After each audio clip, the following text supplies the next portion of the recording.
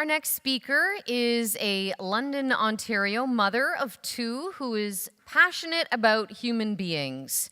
She believes that through kindness and through understanding, we can all change the world. Here to talk to us about how to be a Pollyanna, Joanne Bishop. Thank you. If I could, before I begin, I just want to dedicate this to my Auntie Shirley, who passed away yesterday morning. Auntie Shirley, one of the most positive, vibrant souls I know, this is for you. A best-selling novel in 1913 and a 1960 Disney movie, Pollyanna is a story that changed my life. An optimistic idealist, Pollyanna always found something to be thankful for. She focused on the good in everything and everyone. This is how I came to be a Pollyanna. I watched the movie as a little girl, but first read the book after a suicide attempt at age 15. Life is made up of choices, and every one we make is like a ripple on the water. The choice to be happy and see the good is one that has far-reaching effects and can be inspirational. Life can be overwhelming at times, to the point it feels you are drowning in a sea of negativity and rotten luck. This is the story of my life.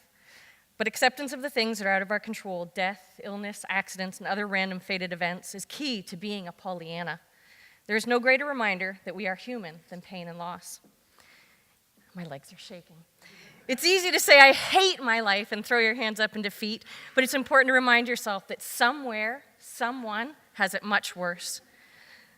That somewhere, someone dreams of having your life. I'm way off. While we are losing a loved one to illness, somewhere is losing theirs to war. While we complain about a meal that was overpriced and undercooked, someone somewhere is wishing for a loaf of bread and a glass of water. While we complain about the cost of house repairs and how we'll make ends meet, someone somewhere is dreaming of a house and a means to an end. Research shows that our minds focus on the optimistic at a subconscious level and pessimistic at a conscious level. Being a Pollyanna means digging deep into that subconscious when you are overwhelmed and pulling the positivity to the surface.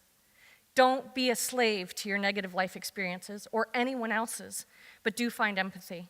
Empathy is like a mental hug, recognizing a person's feelings, happy or sad, and sharing those feelings to some extent. Too often we forget what a hug or a kind word can do for someone.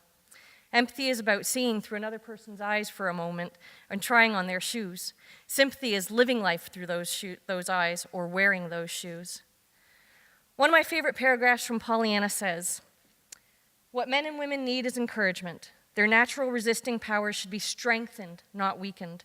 Instead of always harping on a man's faults, tell him of his virtues. Try to pull him out of his rut and bad habits. Hold him up to his better self, his real self that can dare and do and win out. The influence of a beautiful, helpful, hopeful character is contagious and may revolutionize a whole town. People radiate what is in their minds and in their hearts. If a man feels kindly and obliging, his neighbors will feel that way too before long. But if he scolds and scowls and criticizes, his neighbor will return scowl for scowl and add interest. When you look for the bad expecting it, you will get it. See the good in each other. Do the good for each other and also for yourselves. To be a Pollyanna, it is important to let go of your personal hang-ups and release skeletons that may be lingering from your past. Holding on to negativity will consume you. Your past does not define who you are, but speaks to who you've become. Your today does not define you, it only sets in motion who you'll be tomorrow. Your past is history. Have no regrets. Learn from it. Don't dwell, and move forward. Be kind to yourself as well as others. Every person has a story, is going through something at some time. Your kindness has the potential to change a life, so be an inspiration. Every one of us have blessings we can count. Be thankful for everything, big and small. Just as someone else has it worse than you, someone has it better, and that's okay. Accept what you have and appreciate it. Appreciate the finer moments in life. Those moments of just being and doing with the ones you love. Appreciate the earth we share and all of its inhabitants. Don't give up on them. Don't be discouraged or afraid to take on new challenges. Encourage others to do likewise. If the worst that can happen is a new learning experience, then there's nothing to be afraid of. As a wise little green man once said, do or do not. There is no try. I was supposed to be my Yoda imitation. It didn't work out. Thank you. Life is not a trial run. We live it or we don't. That means accepting what we have, what we are given, and what we can create for ourselves. Living is not just breathing or a duty to be fulfilled. It's an experience to be lived to its fullest ecstatic potential. and an adventure, so explore it.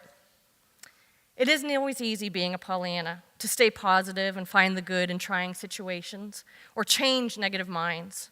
It takes practice, and for many, it means a complete retraining of the way we think, feel, and react to situations. But it can be done, and I promise you, once you start, it's the most fulfilling, rewarding thing in the world. Personally, I've had a very rough month that left me questioning how I would stand here tonight and speak to you about staying positive when I truly felt anything but. However, I couldn't imagine a better way to demonstrate to you that it is possible to smile, even when the odds are stacked against you. And for that, I'm thankful. As you leave here tonight, remember, you have the potential to live a positive life, to see the good in your existence. The choice to see the good lives in you. The choice to project good lives in you. Choose happiness and be glad for all the greatness life gives you. And this is how to be a Pollyanna.